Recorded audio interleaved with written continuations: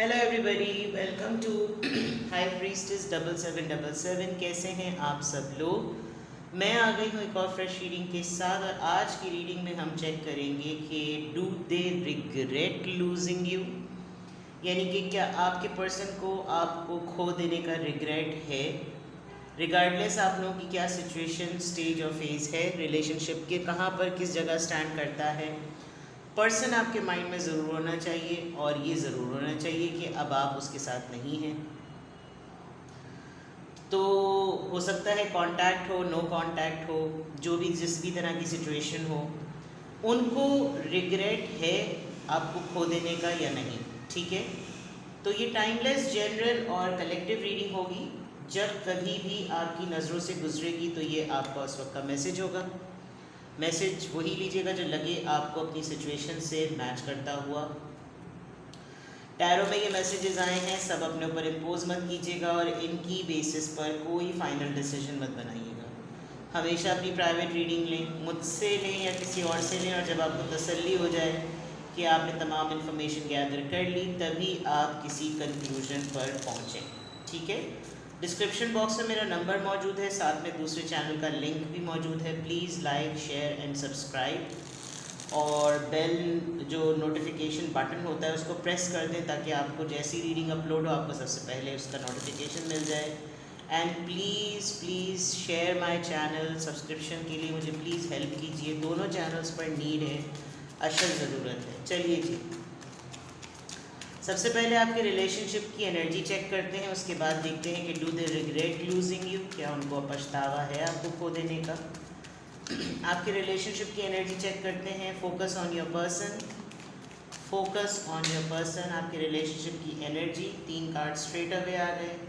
Magician, 4 of cups, king of cups. और right, तो जनाब Aries, Leo, cancer, Scorpio, Pisces and cancer, Scorpio, Pisces आपके relationship की energy में yes definitely he is a very very genuine person. और अगर खातून है तो एक masculine, caring, loving mother figure, father figure personality, और बहुत ही ज़्यादा ट्रस्टवर्दी, जेन्युइन जिसे कहना चाहिए, बहुत ही जेन्युइन।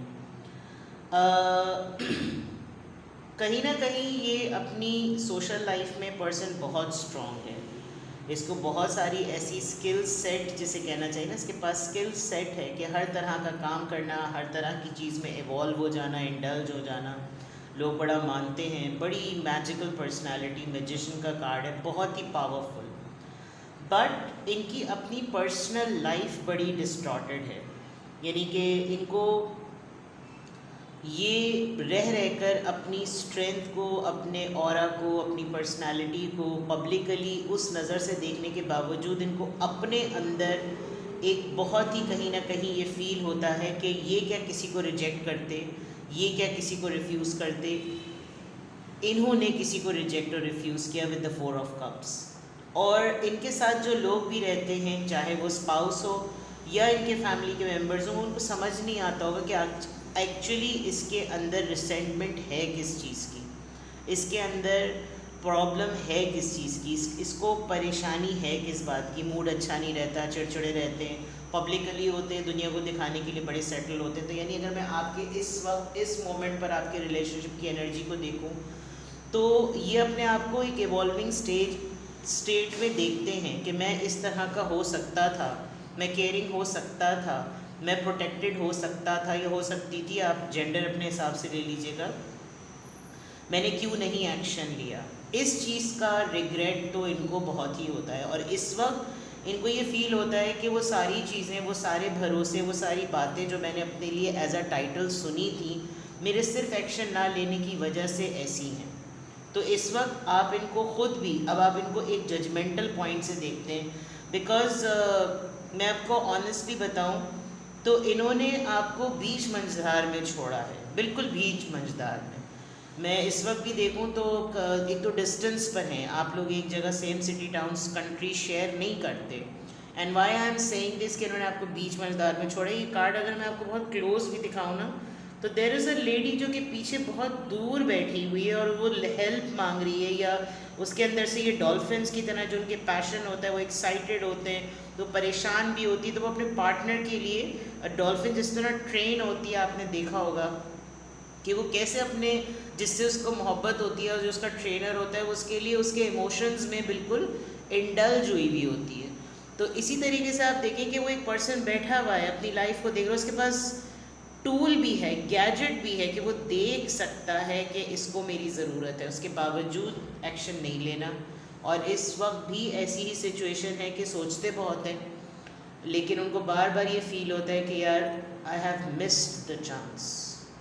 ये इस वक्त आपकी एनर्जी, आपकी रिलेशनशिप की एनर्जी पता चल रही है। यानी कि मुझे तो ये लग रहा है कि जैसे जो रीडिंग का टाइटल है वो सामने नज़र ही आ गया है। Let's C, do they regret losing you. क्या आपके पर्सन को कोई रिग्रेट है आपको खो देने का? इनका मूड बहुत ज़्यादा ख़राब रहता होगा, इनके घर वालों का इनको समझ नहीं आती होगी कि यार ये ड्वेल फेस पर्सन है। Do they regret losing you? 3 of cups. इन्होंने वाकई आपको थर्ड पार्टी में रखा, फ्रेंड जोन किया। जब आपके सेंटिमेंट्स होते थे तो ये आपको फ्रेंड जोन कर देते थे, लेकिन जो इनकी यूटिलाइजेशन होती थी वो बिल्कुल लवर्स की तरह होती थी। विद द स्ट्रेंथ कार्ड, हो सकता है आप लियो हों, ये लियो हों, और एज गैप होने के बावजूद भी ये टेम्ड होना इनको पसंद था आपके हाथों। फैमिली, इन्होंने आप दोनों बिल्कुल या तो लिव इन रिलेशनशिप में रहे हैं, या इन्होंने आपको बिल्कुल एक मैरिड मटेरियल की तरह रखा। जैसे सीक्रेट रिलेशनशिप में होता है ना कि बिल्कुल हस्बैंड वाइफ ट्रीटमेंट होता है, वो वाला इन्होंने आपको रखा। और let's see more, do they regret losing you?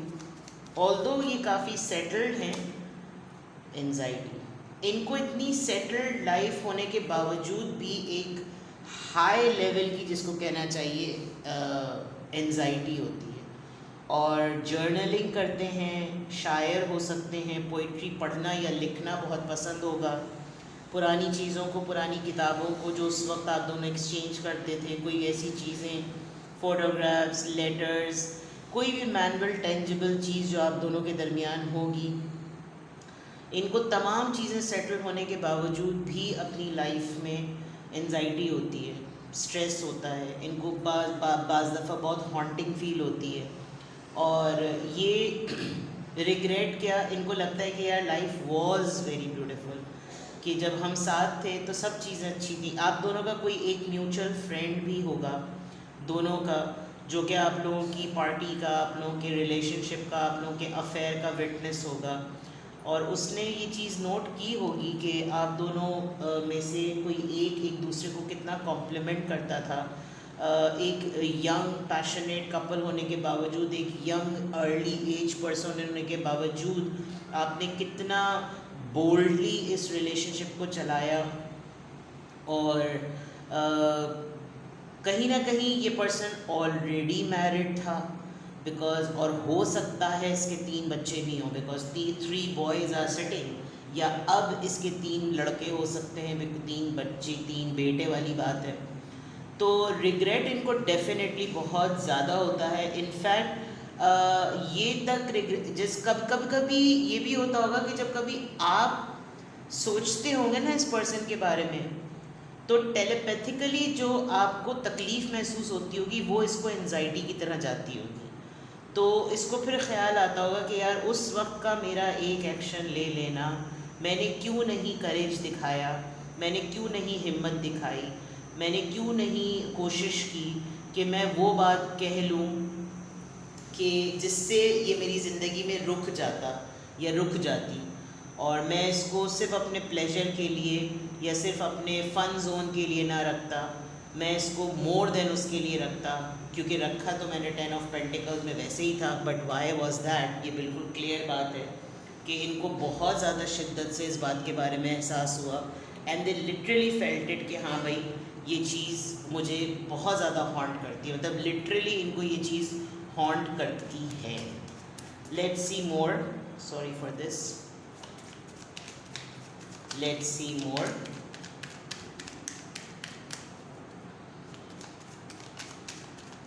Let's clarify this कि do they regret losing you. यहाँ पे 3 ऑफ कप्स का कार्ड क्यों है? 6 of pentacles, equal give and take नहीं था। ऑलरेडी लाइफ में बहुत सारे ऑक्यूपाइड रिलेशंस थे और इन्होंने काफ़ी आपकी अटेंशन को ड्रेन किया है, यानी हर वक्त ये अटेंशन सीकर बनकर आपके सामने खड़े हुए होते थे और जब कभी भी आपकी बारी होती थी कि आप इनसे कुछ मांगें, यही इन रिटर्न आपसे कुछ डिमांड कर रहे होते थे। तो ये भी एक बहुत बड़ा प्रॉब्लम रहा और आप मोर देन अ फ्रेंड के जोन में आ ही नहीं सके। आपको लगता था कि शायद मैं हर वक्त एक फ्रेंड ही की तरह रहूँगा या रहूँगी इनकी लाइफ में। स्ट्रेंथ कार्ड क्यों आया है? डेविल। सी, फिजिकल इंटीमेसी बेस्ड रिलेशनशिप ज़्यादा था और चेन रखे हुए थे, वेल्दी रहे हैं ये। वही वाली बात कि इनको रिग्रेट ज़्यादा यही होता है कि किस चीज़ की कमी थी जो मैंने करेज नहीं दिखाया। वेल्थ पॉइंट ऑफ व्यू से इनको कोई प्रॉब्लम नहीं थी और इनको बाज़ दफ़ा यही होता होगा कि यार मे बी इट्स फाइन, अगर इसी तरह रिश्ता चल रहा है तो चलते रहें, तो ज़रूरी थोड़ी है। लेकिन आपके जाने के बाद यकीनन इनको बहुत मेगा लेवल पर रिग्रेट होता है। 10 ऑफ पेंटिकल्स यहाँ पर क्यों आया है? The wheel of Fortune. जब ये आपके साथ होंगे ना, तो द वे ही और शी वॉज एंजॉइंग लाइफ, इन्होंने सेंस कर लिया था कि यू नीड अ फैमिली। आप देखें इसने घर पे रोका हुआ है बिंगो, तो यू नीड अ फैमिली। और उसी चीज़ को इन्होंने कहा कि मैं तो ये चीज़ दे ही नहीं सकता, मैं हर वो चीज़ देने को तैयार हूँ लेकिन ये चीज़ मुझसे डिमांड ना करें।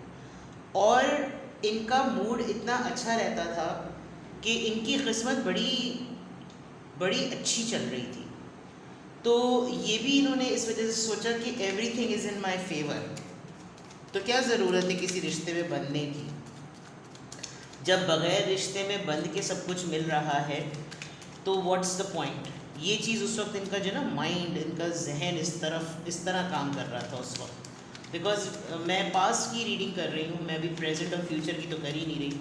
तो do they regret losing you, because अब तो इन्होंने आपको लूज़ कर दिया है, तो उस वक्त का जोन रीड कर रही हूँ। इस वजह से आपने नोटिस किया होगा कि यार ये बड़ी अच्छी इनकी लाइफ फिट है, बिल्कुल सेट है, but even then we are not at one page. 9 of swords यहाँ पर क्यों है? जजमेंट। एक मोमेंट आया होगा कि इनकी लाइफ में कोई टर्मोइल फेज़ आया। जब ये टर्मोइल फेज़ आया है ना, तब इनको रियलाइज़ हुआ है कि मेरे साथ ये जो हैंड हुआ है उसमें इनको बहुत सीरियसली ये रियलाइज़ हुआ है कि इन्होंने आपके साथ फेयर नहीं किया। 6 ऑफ पेंटिकल्स एंड जजमेंट। और मुश्किल से आप मूव ऑन कर सके, लेकिन आपने मूव ऑन किया। और अब जब ये आपको देखते हैं कि आप एक बहुत स्ट्रेंथ के साथ एक मूव ऑन स्टेज में हैं, तो इनको और ज़्यादा पछतावा होता है कि अब ये मेरे पास नहीं है। द एम्परर, ये सिर्फ अपने आप को अपनी ईगो के पीछे छुपाते हैं और ये वो पोर्ट्रे करते हैं जो ये एक्चुअली है नहीं। तो लोगों के सामने प्रिटेंड करते होंगे कि जैसे कोई फ़र्क नहीं पड़ता। और इनके साथ बहुत सारे कार्मिक सिचुएशंस हो रही हैं विद द जस्टिस, और जितने फड्डे ये देख रहे होंगे ना सराउंडिंग में होते हुए, इनको लगता होगा कि यार द बिगेस्ट रिग्रेट जो इनको फ़ील होता है वो यही फ़ील होता है कि जो मेरे साथ हालात और मामला चल रहे हैं वो इस बात का प्रूफ है कि मैंने एक बंदे के साथ इंसाफ नहीं किया। तो रिग्रेट जो है वो इनको डेफिनेटली है और रिग्रेट ये करते भी हैं। लेकिन वही वाली बात कि अब क्या पछतावे जब चिड़ियाँ चुग गई खेत। तो do they regret losing you? Of course 110% they regret losing you, and this is for sure कि इनको बहुत सारी चीज़ें ऐसी रुक रुक के स्टेजेस फेजेस में इनके साथ होता है। मूड स्विंग्स बहुत होते होंगे, घर में लड़ते बहुत होंगे बिकॉज 5 ऑफ सॉर्ड्स आया है, घर वाले बहुत लड़ते होंगे और कुछ ना कुछ इनके साथ कंप्लीशन पर नहीं होता, फेयर एंडिंग नहीं होती मामलात की। तो इनको ये लगता है कि यार मैं किस तरीके से सॉर्ट आउट करूँ। इन्होंने आपसे अपोलोजाइज़ भी नहीं करा एक्चुअली।